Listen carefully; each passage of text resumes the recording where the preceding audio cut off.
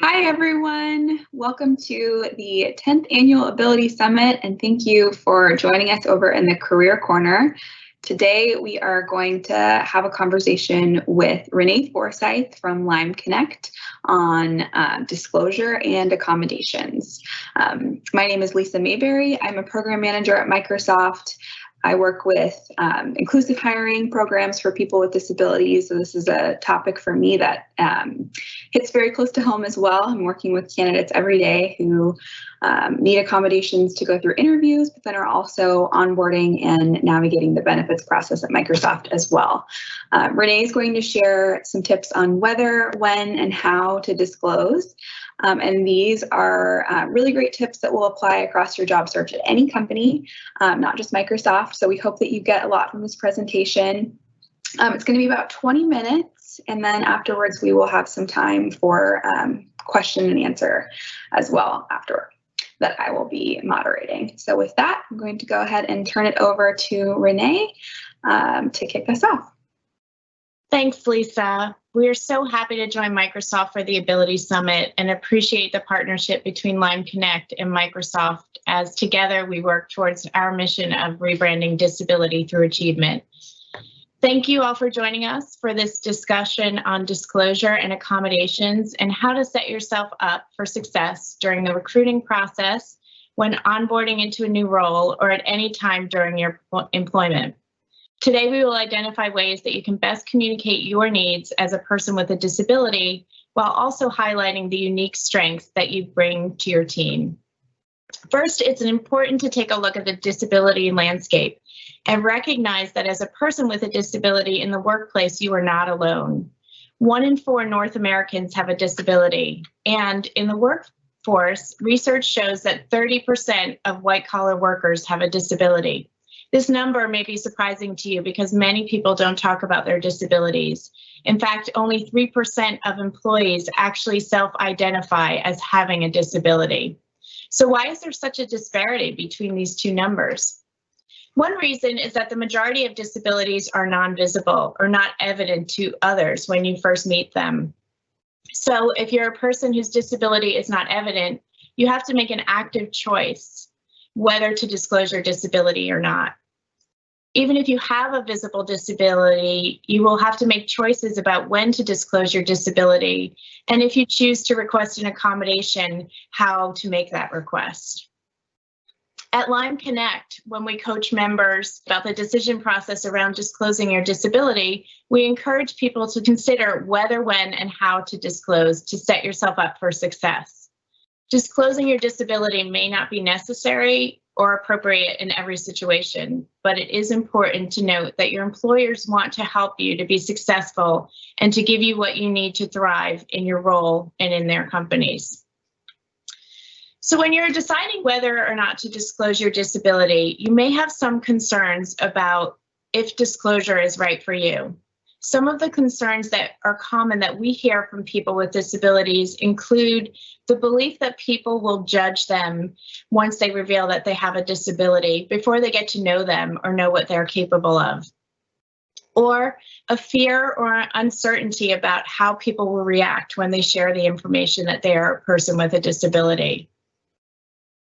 They also have concerns about disclosing and how it will impact their career, including the likelihood that they may not be selected as the applicant of choice, or that they might not get the key assignment that they need to move their career forward. Others just have a concern about not knowing how to have the conversation, and preparing for the conversation is part of what we will talk about today, because our experience has shown that people have had great success when disclosing and requesting an accommodation. Some of the success stories we hear include receiving the technology that they need to be successful and work more efficiently in their role. Others have received an adjusted work schedule, which helps them to do their most productive work. And others have been able to share the communication techniques that work best for them so that they can understand directions more effectively and be more efficient in their work. For others, it's opened up a dialogue with their managers where they can share symptoms or have a key code word to use when they're having a bad day. And even others received flexible schedule or extra support when they really needed it to allow them to flex their work schedule to be able to produce their best work. And overall, just a general empathy from their managers when they were open and discussed what they needed. But as I mentioned, determining whether to disclose will be a decision at different touch points with different potential or current employers. The key is to disclosing when and in a way that allows you to present your best self. The decision process starts as early as during the application process and throughout the recruiting process, or perhaps it might take place after the offer. So let's just take a moment to look through these different touch points. First, during the application process, you may be asked early on in filling out an application whether you identify as a person with a disability. It's important to note that this is considered self-ID, and it's information that's generally used for data collection, and it's not used to grant an accommodation. So if you need an accommodation during the recruiting process, you need to be sure to identify that further on with a recruiter prior to the interview process. This may take the form of needing extra time if you're doing case studies or a coding test, or perhaps you would prefer a Skype interview versus a phone interview. In other examples, you may want to share it during the interview process to highlight a skill or a specific accomplishment, or potentially to address an uncomfortable situation that might take place during the interview. A very common time to request an accommodation is after the interview. When you have the job offer in hand, before you start the job, so that you have all the tools in place that you need to hit the ground running. You should realize that you can also request an accommodation at any time during employment if your needs change. It is really important not to wait until you are struggling in your role or you are receiving negative feedback about your performance before you ask for the accommodation. You want to ask for what you need so that you can always perform at your best.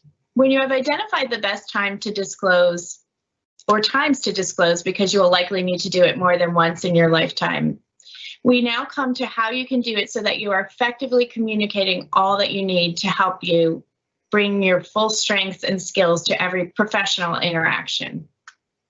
Let's review 4 steps that you can take as you approach how to disclose your disability. And they include establishing the reason for the conversation based on your needs, identifying the best person for the conversation, simplifying your disability, and selecting a technique that works for you in terms of communication, and then ultimately requesting the accommodation and helping come up with solutions that you know work for you.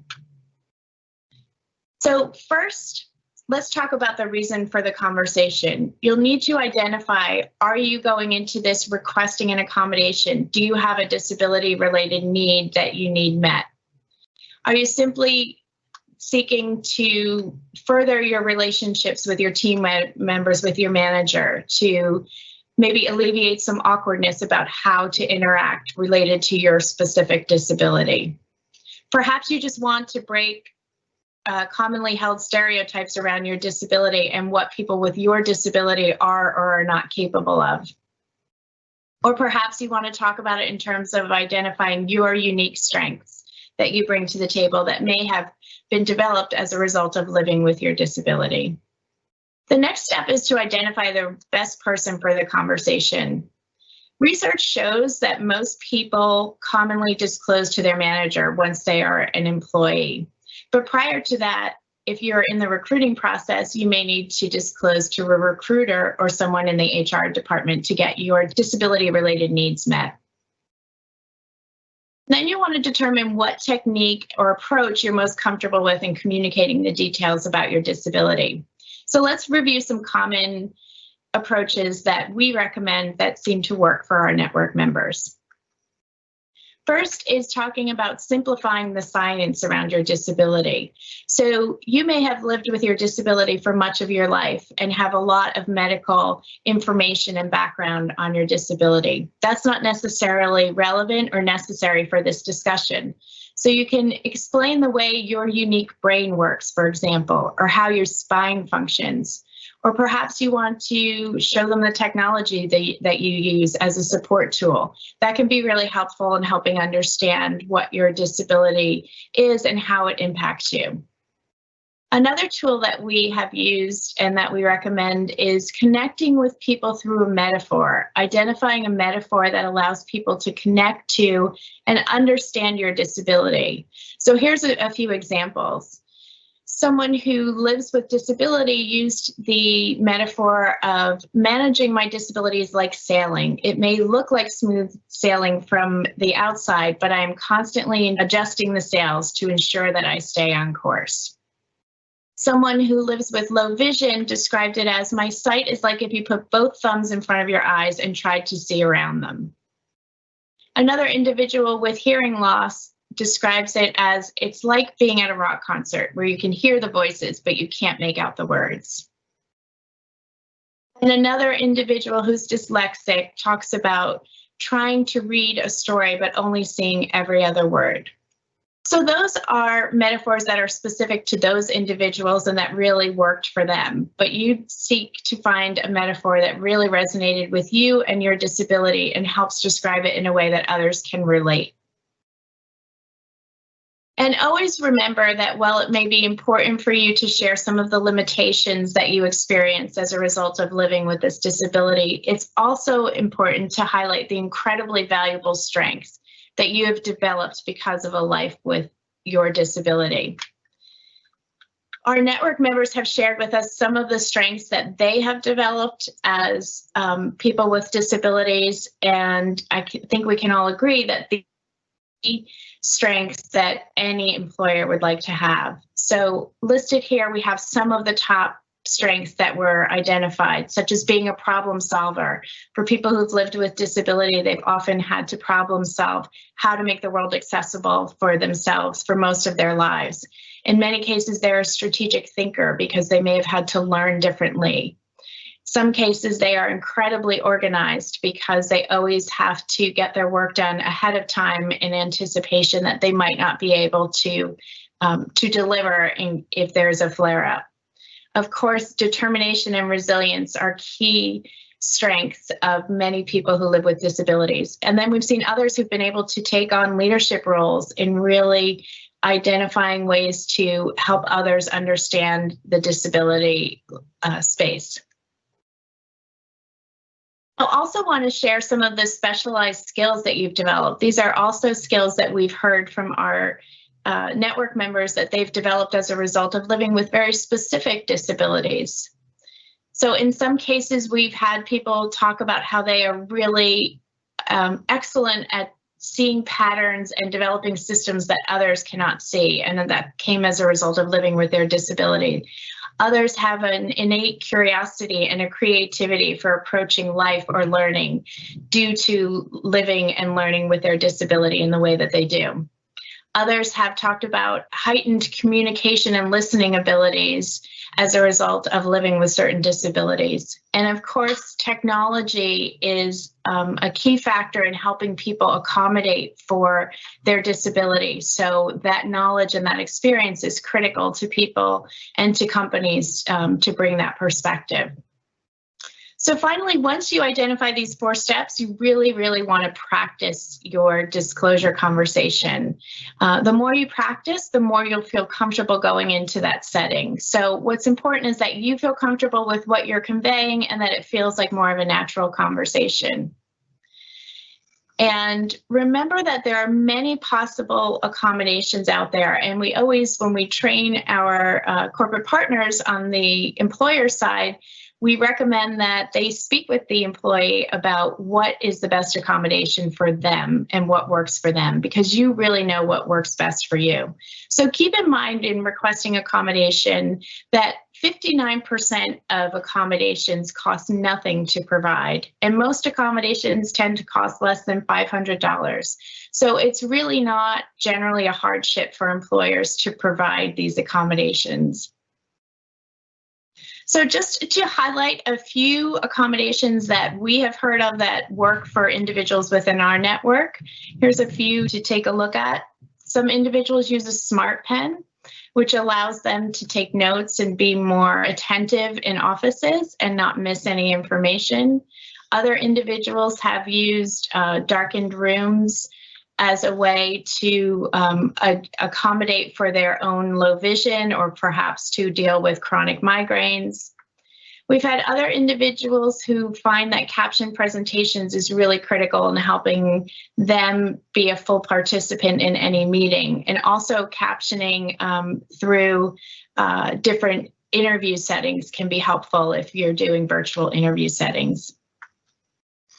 Others look for flexible schedules, or an adjusted schedule can be very, very helpful. For example, if you feel extreme drowsiness, perhaps due to medication in the morning, just adjusting your schedule by a few hours can help be more productive, and that's something that your company or your managers might be able to provide for you.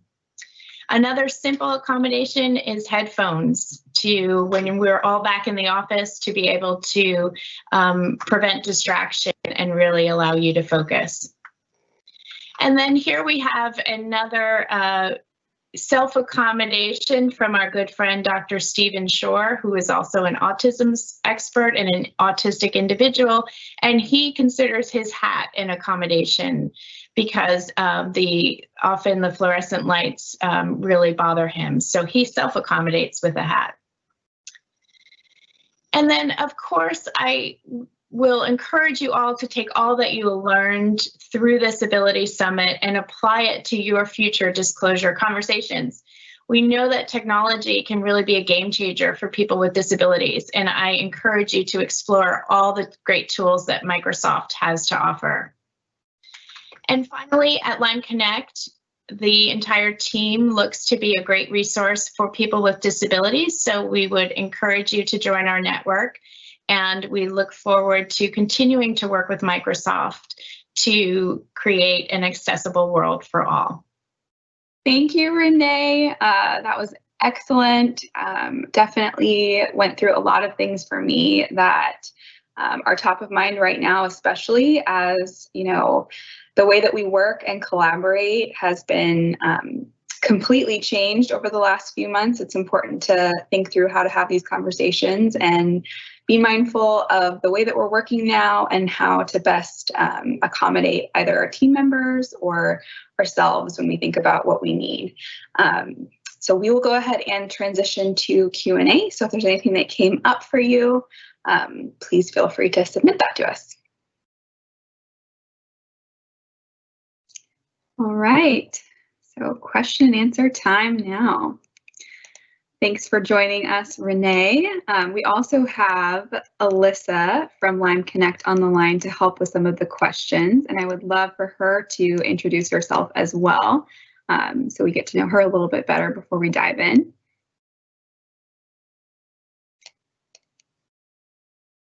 Hi, everyone. My name is Alissa Brower-Severini, and I'm the Director of Engagement with Lyme Connect. I work very closely with our great corporate partners like Microsoft, and I also manage our scholarship programs, our fellowship applications, and I'm so excited to join the conversation today. Thanks, Alissa. We are really excited to dive into some of the questions that were submitted. Some of them were covered in the presentation a little bit, so we'll try not to be too repetitive. But it does help to have some concrete examples of, you know, what we're talking about when we're asking for accommodations, either as a candidate or an intern or an existing employee. We have some information that we can tell you specific to Microsoft, but then our Lyme Connect representatives can also help with information that applies more broadly to other companies as well. So the first one I will turn over to Rene. What types of accommodations can I ask for when interviewing virtually, which I know is a very timely question right now? Yeah, that is really timely. So thanks for that question. And I think many interviews will start to be moving to a more virtual setting. So it's important to think about what you might need in that setting, and what self-accommodation you can provide and what you might need to ask for from your potential employer or the person you're interviewing with. So first, it can be helpful to know what the structure of the interview is like. If it's going to be a phone interview, if it's going to use something like Microsoft Teams, if it's going to be a video interview, all of those things can be helpful to know about in advance. Also to understand how long the interview might be and how many people you might be meeting with, if there's any kind of case study or coding challenge involved. Those are all things that are important to find out about ahead of time. And then depending on your disability, knowing those things will indicate what type of accommodation you might need to ask for. So some things that you can think about, I think one important thing now with this virtual setting is to see if you can test the platform in advance. Make sure that it works with whatever technological accommodations you might have in place. If it's a screen reader, for example, you want to test that it's compatible with that. If it's perhaps you might want to use the captioning function, and if the platform doesn't offer a captioning function, you may want to see if there's an alternative option, if captions are something that you use as an accommodation. You also want to know if you might need extra time. So that's where understanding what the structure of the interview where that comes into play, because if it is a coding challenge, for example, or a case study, extra time might be something that you've used in your university or in your personal life. So that might be something you'd want to request and get established ahead of time. So those are a few of the things. I think one key is to make sure you're communicating with, in the interview setting, it would really be with the recruiter that you're working with, a little bit about what your disability is and what you anticipate you might need in that setting, and do it in enough advance notice that they can put those accommodations in place. So those are some very general things. Maybe Lisa, if you have some examples of what Microsoft might provide in terms of accommodations. I do, yeah, and thank you for sharing out those other specific examples. I think that they are really helpful for people to contextualize, what they can ask for and what they should feel empowered to ask for. I think with virtual interviews, we open up so much capability to be a lot more flexible than we have in the past, where we're not thinking about traveling constraints or budget concerns around, how long we're able to meet with someone. So one that came to mind that is definitely an option at Microsoft, but then is something that you should for sure feel empowered to ask for at other companies as well, is to have interviews spread out over multiple days. I know in the past, historically, the Microsoft interview and a lot of other big tech companies too has felt like a marathon, like maybe 5 or 6 in one day back to back. And whether or not you need extra time for an interview, or maybe a 30-minute break in between each interview, or even, multiple interviews spread out over multiple days. That's something that is reasonable to ask for. And it's something that may not always be built into the schedule and may not have been built into the schedule previously because of travel constraints, but is something that you should feel like you can ask for. Again, this open line of communication that you have with your recruiter, you know yourself well, and you know what you need to feel successful. So something simple, such as informing the interviewer maybe that you would like to use video instead of just a phone call, if that's helpful for you, or if you are a lip reader and you need to make sure that the person you're interviewing with isn't backlit and that you can clearly see their face. That's another thing that you could ask for. But hopefully you feel empowered and you're connected to someone within the HR function wherever you're interviewing, so that you can have that open dialogue and let them know what you prefer and what is going to help you be the most successful and comfortable in your interview environment.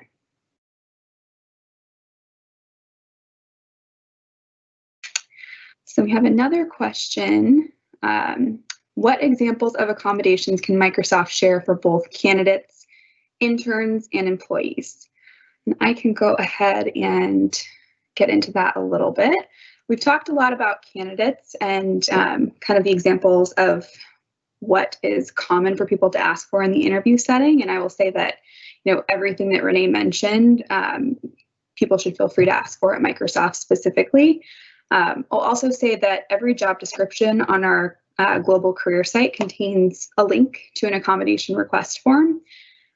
So that really is there for you to disclose as much or as little as you like and ask us for what you need to help make your experience more inclusive and more accessible.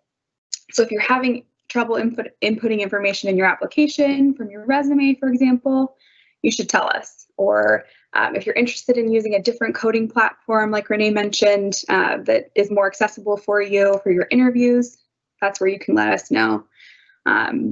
Or if you're, looking at that site and it's just not working for you, and it's not feeling as accessible as you want it to be, you can let us know there that you're having issues too. For interns, we are in completely new territory this year with virtual internships. And so anytime there's really rapid change, there's also a lot of room for growth.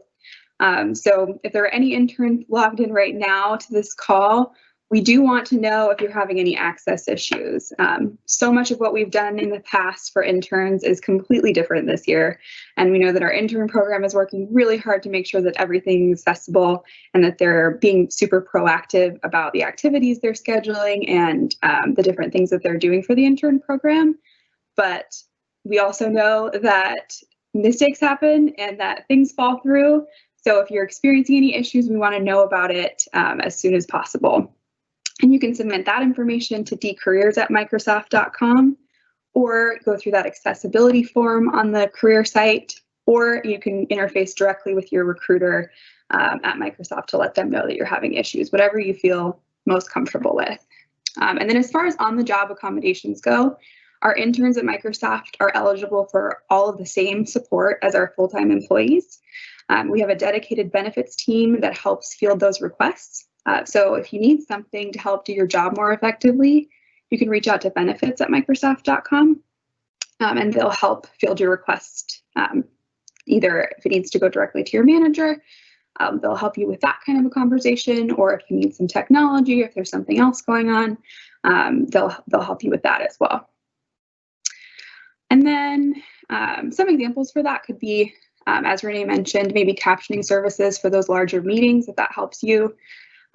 Or you could also ask for meeting notes or a record of specific action items from one-on-ones that you have, or the use of specific adaptive technology if that's what you need. And the benefits team can help you navigate some of that if you need help with that.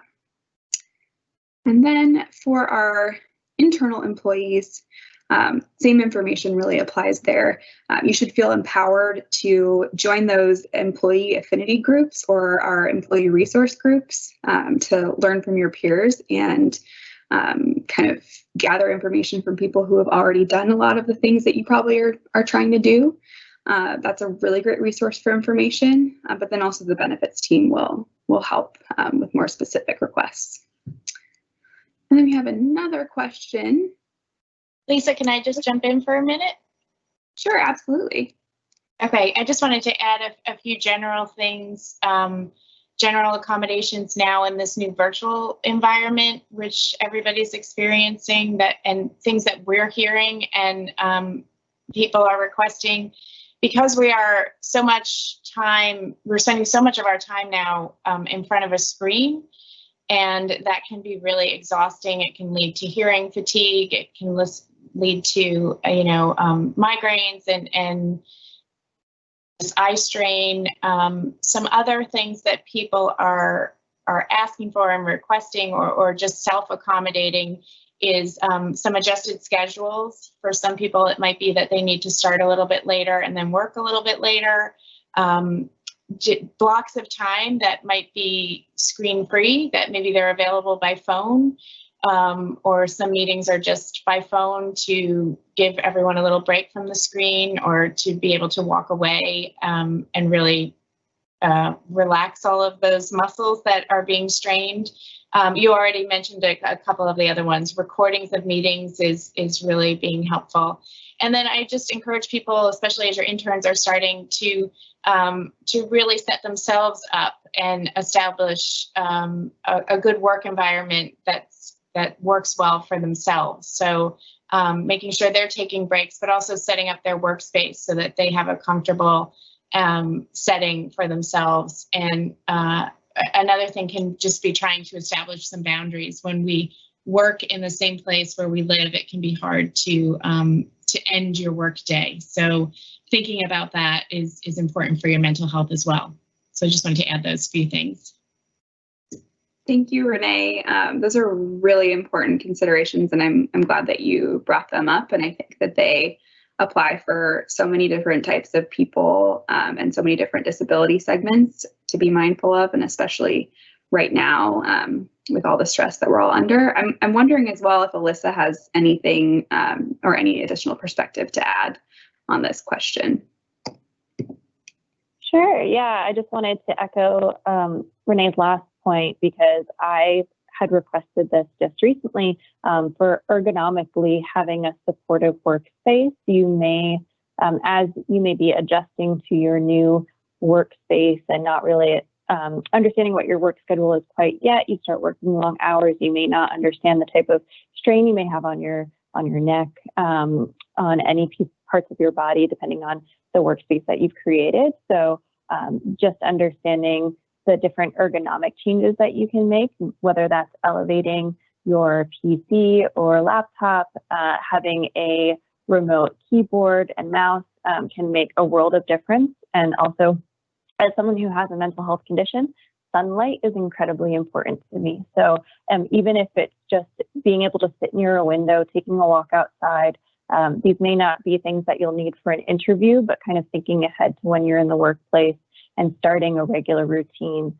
Those are personally things that have helped me. Thanks for sharing that, Alissa.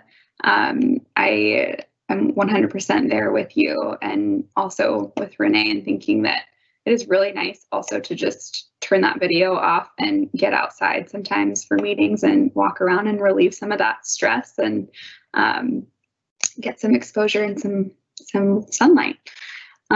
We have another question here. How do I identify the best person to whom I should disclose or ask for an accommodation? And from a Microsoft perspective, you know, the answer to this question can vary.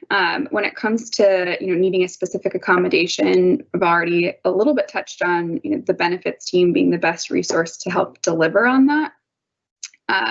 But if you're finding that it's something interpersonal that would help for one of your teammates or one of your colleagues or your direct manager to know about you in order to understand the way that you work, it's absolutely also appropriate to disclose directly to them. If it's not something like a scheduling concern, or it's not something like needing an interpreter, which would be like a benefits team type of a question, those are probably the best places to start.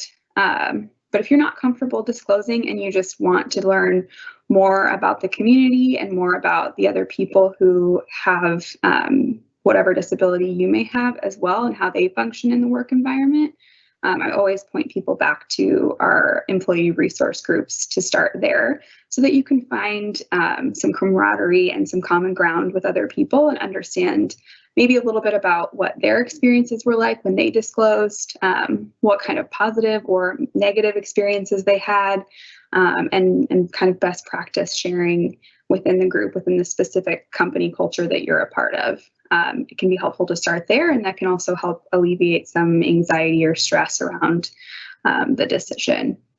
But would love to hear more from our Lyme Connect partners too on this one. Sure, I'll speak first, and then Alissa, if you have any other thoughts, you can add them in.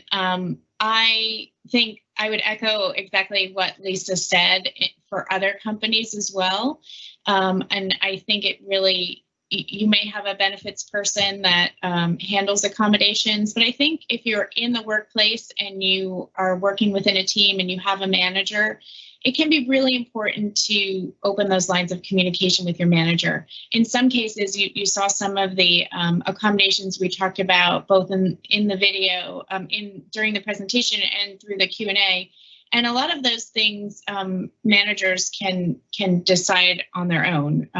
So those are things that you might want to really open up that dialogue with your manager, and it can help them understand how you can be more productive in your role, which is something a manager really wants to be able to help you do. That's important to your effectiveness on the team. So trying to loop in the manager, if you feel comfortable with that, and opening those lines of communication can be really, really valuable. And then the manager may not know necessarily right off the bat what they need to do or what types of accommodations are available. So they may need to go loop other people in to find out what is available. But if you're still exploring it, you have some concerns, as Lisa said, I think ERGs are a great way to kind of test it out, get a sense of what other people have requested, what they've been granted, how that conversation went, just to really have sort of a sounding board for your own disclosure conversation can be really important. And then, of course, if you're in the interviewing stage, you'll want to find the recruiter that you're working with most directly with to try and work through what accommodations you would need. Alissa, did I miss anything? Is there anything you want to add? Yeah, I would just add, if even you're uncomfortable reaching out to someone within the company that you may be working for, consider joining the Lyme network. And we have a large community, over 17,000 members from the United States and Canada, who can also be a peer resource for you, for individuals who may have had similar interviews, maybe in similar roles that you're interviewing for, or just different experiences, and you want kind of that outside perspective. That is also available to you. Although, like Rene and Lisa said, ERGs are a perfect resource because they are, again, peers of yours as well, but they also have the know-how of that specific company's benefits, procedures, and what things have worked for them. And I would also just say, I know Rene had mentioned this in the presentation, is just consider when is the most comfortable time for you to do so and when it's going to make you successful. Because if an accommodation can help you thrive in your role, it's really important to have that tool to help you be your best self. So just think along in the process while you're making that decision of whether you are going to disclose, but that can be something that's incredibly helpful for your success in your position. Thank you, Alissa. We are coming up on time for our session today, and I just wanted to say thank you so much both to Rene and Alissa from Lyme Connect for joining us and really leading this discussion on disclosure and accommodations.